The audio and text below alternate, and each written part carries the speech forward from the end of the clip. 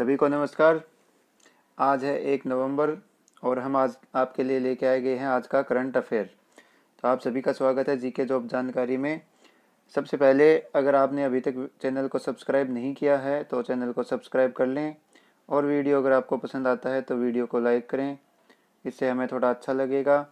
और अपने दोस्तों के साथ शेयर करें ताकि उन्हें भी हमारे वीडियो से जो कुछ भी अगर फ़ायदा होता है तो हमें बहुत खुशी मिलेगी। तो देखते हैं आज का करंट अफेयर। आज का करंट अफेयर हम लेके आ गए हैं। पहला क्वेश्चन, हाल ही में नगर दिवस कब मनाया गया? हाल ही में नगर दिवस या शहरी दिवस? नगर दिवस या शहरी दिवस जो भी कोई भी आता है तो इसमें ही माना जाएगा कि हाल ही में नगर दिवस कब मनाया गया। तो वो मनाया गया 31 अक्टूबर को। ये जो है नगर दिवस ये कब शुरू हुआ? ये शुरू हुआ यूनाइटेड नेशन द्वारा। यूनाइटेड नेशन द्वारा 31 अक्टूबर 2014 में इसकी शुरुआत की गई थी। इसका ये 7वां संस्करण है, 7वां जो है आयोजन है 31 अक्टूबर को जो किया गया था। इसकी थीम भी है, इसकी थीम क्या है? हमारे समुदाय और शहरों को मान्य करता है। ये आगे जो है शहरों को मान्य करता ये नहीं है, हमारे समुदायों और शहरों को मान्य करता है, इसकी ये थीम है। इसकी थीम भी याद रखें आप, हमारे समुदायों और शहरों को मान्य करता है। अगला देखते हैं, हाल ही में किस राज्य के मुख्यमंत्री ने धरनी पोर्टल लॉन्च किया है? तो ये धरनी पोर्टल जो लॉन्च किसने किया है? ये मिसप्रिंट हो जाता है। तो ये जो है लॉन्च किया है तेलंगाना ने। धरनी पोर्टल, अभी थोड़े दिन पहले धरती पोर्टल भी लॉन्च हुआ था, अगर आपको याद हो तो हमने भी बताया था। ये धरती पोर्टल, ये धरती पोर्टल से थोड़ा अलग है, धरनी पोर्टल है ये। इसमें धरनी पोर्टल है, वो धरती पोर्टल है, तो दोनों में कंफ्यूज ना हो। धरती पोर्टल जो है वो केंद्र सरकार ने लॉन्च किया था और धरनी पोर्टल किसने लॉन्च किया है? वो तेलंगाना की गवर्नमेंट ने लॉन्च किया है।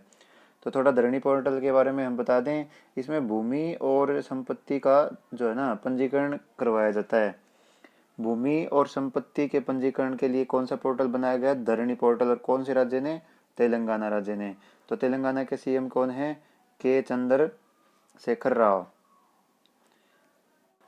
और तेलंगाना की राजधानी है हैदराबाद। 3 नंबर देखते हैं, हाल ही में किसने इंटरनेट के लिए सिक्योर एप्लीकेशन नामक मोबाइल एप्लीकेशन जो है विकसित किया है? तो सिक्योर एप्लीकेशन जो है किसने जारी किया है? इंडियन आर्मी ने जारी किया है। हाल ही में चीन दुनिया की सबसे अधिक ऊंचाई वाला क्लाउड कंप्यूटिंग डाटा सेंटर बना रहा है। तो चीन जो है वो दुनिया का सबसे हाइट वाला, सबसे ऊंचाई पे क्लाउड कंप्यूटिंग डाटा सेंटर बना रहा है। तो वो कहाँ पे बना रहा है? वो बना रहा है चीन तिब्बत में। तो ये जो क्लाउडिंग जो कंप्यूटिंग डाटा है वो काम में आएगा नेपाल के, पाकिस्तान के, बांग्लादेश के और खुद चाइना के। ये 4 कंट्रीज के जो है इसके डाटा रखे जाएंगे। इसमें जो भी डाटा इसमें जो है सेव किए जाएंगे वो अभी तक के जो सबसे ऊंचाई के डाटा हैं कहाँ पे बने रहे हैं? तिब्बत में, चीन बना रहा है। क्वेश्चन नंबर 5 देखते हैं, हाल ही में प्रधानमंत्री नरेंद्र मोदी ने देश के किस राज्य में आरोग्य वन का उद्घाटन किया है? तो ये आरोग्य वन का उद्घाटन अभी किया है। कहाँ पे किया है? ये किया गया है गुजरात में। आरोग्य वन गुजरात में बनाया गया। तो इसको जैसे आपने नाम अभी देखा आरोग्य वन, तो आरोग्य वन से हम पता लगा सकते हैं कि इसमें कुछ जड़ी बूटियां और औषधीय पौधे होंगे। तो यहाँ पे जो है 5 लाख से भी ज़्यादा औषधीय पौधे लगाए गए हैं, इसलिए इसको आरोग्य वन कहा गया है। यह बहुत ही इम्पोर्टेंट क्वेश्चन जो है आपका बन रहा है, आरोग्य वन। यह किसी भी एग्जाम्स में पूछे जा सकते हैं। और यहाँ पे 5 लाख से ज़्यादा औषधीय वृक्ष लगाए गए हैं, पौधे लगाए गए हैं, तो इसको आप ध्यान रखें। क्वेश्चन नंबर 6, गुजरात के किस जिले से भारत की पहली सी प्लेन सेवा शुरुआत की गई है? तो सी प्लेन की सेवा जो है वो शुरुआत की गई है नर्मदा से। ये नर्मदा जिला जो है वहाँ से शुरू की गई है। और ये कहाँ से कहाँ तक है? ये अहमदाबाद के साबरमती रिवर से और स्टैचू ऑफ यूनिटी तक की सर्विस है। तो ये जो पानी के अंदर जो हवाई जहाज़ उतरते हैं ना, उनको बोलते हैं सी प्लेन। तो अहमदाबाद में जो ये साबरमती रिवर है, यहाँ से इसको चलाया जाएगा स्टेचू ऑफ यूनिटी तक, जो दुनिया का सबसे जो ऊंचा स्टेचू है, स्टेचू ऑफ यूनिटी, वहाँ तक जो है इसको चलाया जाएगा। अगर यहाँ पे गुजरात के कुछ और जगह ज़िले देखें तो अहमदाबाद में अभी भारत का सबसे बड़ा हार्ट हॉस्पिटल जो है लॉन्च वो उद्घाटन किया गया था नरेंद्र मोदी द्वारा। और महिसागर में पहला डायनासोर पार्क का उद्घाटन किया गया था अभी कुछ दिन पहले। और गांधीनगर में बैटरी चलित सिटी बसों का संचालन किया गया है अभी। क्वेश्चन नंबर 7 देखते हैं। हाल ही में T20 में 1000 छक्के लगाने वाले दुनिया के पहले खिलाड़ी कौन बने हैं? तो क्रिस गेल बने हैं पहले खिलाड़ी। ये जो T20 में है छक्के लगाने वाले, वेस्ट इंडीज के खिलाड़ी बने हैं क्रिस गेल, जिन्होंने 1000 छक्के लगा दिए गए हैं इन्होंने। तो इसके बाद में अगर देखें तो कायरन पोलार्ड ये हैं अभी 2 नंबर पे। ये भी वेस्ट इंडीज़ के हैं, इन्होंने 690 छक्के लगाए हैं। ब्रैडन मैकुलम है अभी 3 नंबर पर, ये है न्यूजीलैंड के, इन्होंने 467 छक्के लगाए हैं। इन्होंने जो है संन्यास ले लिया है, तो ये पूर्व बैट्समैन हैं। इसके बाद सैन वॉटसन T20 में चौथे नंबर पे आते हैं छक्कों के मामले में, और ये हैं ऑस्ट्रेलिया से, इन्होंने 467 छक्के लगाए हैं। और ब्रैडन मैकुलम ने कितने लगाए हैं? 485। सॉरी, हमने 467 ब्रैडन मैकुलम के लिए बोल दिया था, 485 लगाए हैं ब्रैडन मैकुलम ने। अगर भारत की बात करें तो भारत के टॉप 10 में कौन कौन से बल्लेबाज शामिल हैं जो सबसे ज़्यादा छक्के लगाने वाले हैं? तो इसमें एक मात्र हैं रोहित शर्मा, जो हैं 8वें नंबर पे। इन्होंने कितने छक्के लगाए? इन्होंने लगाए 376 छक्के। रोहित शर्मा अकेले बल्लेबाज हैं जो टॉप 10 में हैं भारत के, इन्होंने 376 छक्के लगाए हैं। क्वेश्चन नंबर 8 देखते हैं। हाल ही में कोविड-19 पर पहली वैज्ञानिक पुरस्कार बाय बाय कोरोना जो है पहली वैज्ञानिक पुस्तक है, तो इसको किसने लॉन्च किया? इसको लॉन्च किया आनंदीबेन पटेल ने। ये यूपी की राज्यपाल हैं और साथ ही साथ इनके पास एमपी का भी कार्यभार है, एमपी के राज्यपाल का भी कार्यभार इनके पास है। और ये जो बुक है बाय बाय कोरोना, इसके लेखक कौन है? इसके लेखक हैं श्री प्रदीप श्रीवास्तव। अगर इसके कोई लेखक पूछते हैं तो इसके लेखक कौन है? श्री प्रदीप श्रीवास्तव। क्वेश्चन नंबर 9 देखते हैं। हाल ही में बिहार के किस स्थल को रामसर साइट के रूप में चुना गया है? तो रामसर साइट जो है वो कौन चुनता है, वो हम आपको बताएंगे। एक रामसर साइट का भी हम जल्दी आपको वीडियो अपलोड करवा देंगे। तो रामसर साइट को बिहार में किसको किया गया है? ये किया गया काबरताल को। काबरताल वेटलैंड जो है ना, इसको अभी शामिल किया गया है हाल ही में रामसर साइट में। तभी जो है रामसर साइट भारत में कितनी हो गई हैं? 39, 39 रामसर साइटें अभी भारत में अवेलेबल हैं। अभी हम बता दें, जनवरी में जो है 27 रामसर साइट थी। जनवरी के बाद 10 रामसर साइट जनवरी में शामिल की गई, उसके बाद में 37 रामसर साइट हो गई।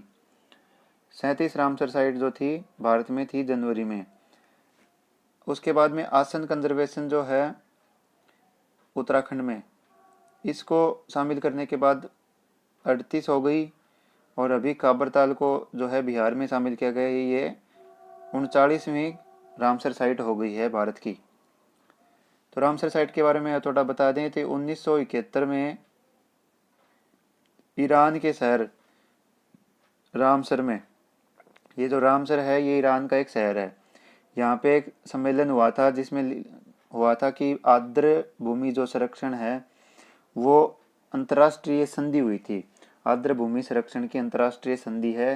तो यहाँ पे जो भूमि है इसको आर्द्रता की संरक्षण इसका करने के लिए ये साइट्स जो हैं शामिल की जाती हैं इसमें। तो रामसर कौन सी जगह का सिटी है? वो है ईरान की। क्वेश्चन नंबर 10 देखते हैं, हाल ही में किस टाइगर रिजर्व को यूनेस्को के मैन एंड बायोस्फीयर प्रोग्राम का हिस्सा बनाया गया है? तो मैन एंड बायोस्फीयर का जो है हिस्सा किसको बनाया गया है? वो बनाया गया है पन्ना टाइगर रिजर्व को। ये कहाँ पे है? ये है एमपी में।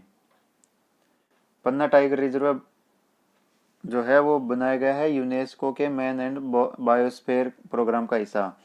इसमें यूनेस्को ने सिर्फ 3 टाइगर रिजर्वों को शामिल किया है। इसमें 2 टाइगर रिजर्व मालदीव के हैं और 1 भारत का है। तो 3 टाइगर रिजर्व जो हैं यूनेस्को के मैन एंड बायोस्फीयर प्रोग्राम में शामिल किए गए हैं, जो कि 1 भारत में है। वो कौन सा है? पन्ना रिजर्व है, टाइगर रिजर्व है। अभी अगर बताएं, पन्ना है एमपी में, दूधवा है यूपी में, कान्हा एमपी में और कॉर्बेट टाइगर उत्तराखंड में। पन्ना एमपी, दूधवा यूपी, कान्हा एमपी और कॉर्बेट टाइगर रिजर्व है उत्तराखंड में। ये पन्ना टाइगर रिजर्व जो है, ये इसके बारे में थोड़ा हम बता दें आपको। ये 22वां टाइगर रिजर्व है भारत का। इसको कब बनाया गया था? 1981 में। 1981 में इसको नेशनल पार्क बनाया गया था। क्या बनाया गया था? National park. 1981 में नेशनल पार्क बनाया गया। इसके 13 साल बाद में इसको पन्ना टाइगर रिजर्व के रूप में बदल दिया गया 1994 में। 1994 से ये भारत का टाइगर रिजर्व है और 22वां टाइगर रिजर्व है। थोड़ा सा मैं आपको यूनेस्को के बारे में भी बता देते हैं। यूनेस्को की जो स्थापना है वो 4 नवंबर 1945 को हुई थी। 4 नवंबर 1945 को यूनेस्को की स्थापना हुई थी। भारत जो है इसका 1946 में हिस्सा बना था। भारत 1946 में शामिल हो गया था यूनेस्को में। हेडक्वार्टर कहाँ पे है? पेरिस। यूनेस्को का हेडक्वार्टर है पेरिस और इसके जो चीफ हैं, इसके जो अध्यक्ष हैं, मैन हैं, वो हैं आंद्रे अजोले। क्वेश्चन नंबर 11 देखते हैं, विश्व सोरायसिस दिवस कब मनाया जाता है? तो विश्व सोरायसिस दिवस मनाया जाता है 29 अक्टूबर को। क्वेश्चन नंबर 12 देखते हैं, हाल ही में डैनियल मेनकर इनका निधन हो गया। तो वो एक डैश थे, वो क्या थे? वो एक बहुत ही जाने माने लेखक थे न्यूयॉर्क के और अवार्ड विनिंग इन्होंने बुक्स लिखी हैं बहुत ज़्यादा। तो डैनियल मेनकर कौन थे? लेखक थे जो इनका निधन हो गया है। क्वेश्चन नंबर 13 देखते हैं, किस संस्था ने भारतीय पुरातात्विक सर्वेक्षण के साथ समझौते पर हस्ताक्षर किए हैं जो ऐतिहासिक स्मारकों की बहाली और संरक्षण की मांग कर रहा है? तो ये जो है ना भारतीय पुरातात्विक सर्वेक्षण, ये पुराने बिल्डिंग्स में होता है, ये पुराने किलों में भी होता है। इसके साथ किसने हस्ताक्षर किए हैं? इसने किए हैं आईआईटी कानपुर ने। ये ऐतिहासिक स्मारकों की बहाली और संरक्षण में इसकी मदद करेगा। क्वेश्चन नंबर 14 देखते हैं, किस राज्य के कर्मचारियों को फिल्म और टेलीविजन धारावाहिकों में अभिनय करने से प्रतिबंधित कर दिया गया है? तो आपको पता है कि बहुत सारी फिल्म्स में होते हैं जो पुलिस वालों के, टीचर्स के काफ़ी सारे रोल जो हैं वो वहीं के सरकारी कर्मचारी करते हैं। तो जो कर्नाटक गवर्नमेंट है ना, उसने प्रतिबंधित कर दिया गया है अपने कर्मचारियों को कि कोई भी कर्नाटक का कोई भी कर्मचारी किसी भी टेलीविज़न में या फिल्म में काम नहीं करेगा। क्वेश्चन नंबर 15, हाल ही में चिल्ली के लोगों ने देश में के लगभग 4 दशक पुराने संविधान को फिर से लिखने के लिए जो है ना वोट करवाए गए थे। चिल्ली में वोट करवाए गए थे कि जो है संविधान है 4 दशक पुराना है, इसको नए ढंग से लिखने के लिए यहाँ पे वोटिंग करवाई गई थी और ये इस पक्ष में बहुत ज़्यादा जो है वोटिंग की गई है। तो चिली की राजधानी क्या है? कुछ दिन पहले भी चिली की राजधानी बताई गई थी हमारे द्वारा, सैंटियागो। तो चिली की राजधानी क्या है? सैंटियागो। क्वेश्चन नंबर 16 देखते हैं, आर्थिक मामलों की मंत्रिमंडलीय समिति ने डैश की वित्तीय सहायता के साथ बांध पुनर्गठन और सुधार परियोजना DRIP, ये बांध पुनर्गठन और सुधार परियोजना है DRIP। इसके चरण सेकंड और थर्ड चरण को किसने दे दिया है? ये किया गया है एशियाई विकास बैंक और एशियाई अवसंरचना निवेश बैंक, इन दोनों के साथ जो है किया गया है। तो इसमें आपका उत्तर क्या होगा? इसमें आपका उत्तर होगा द।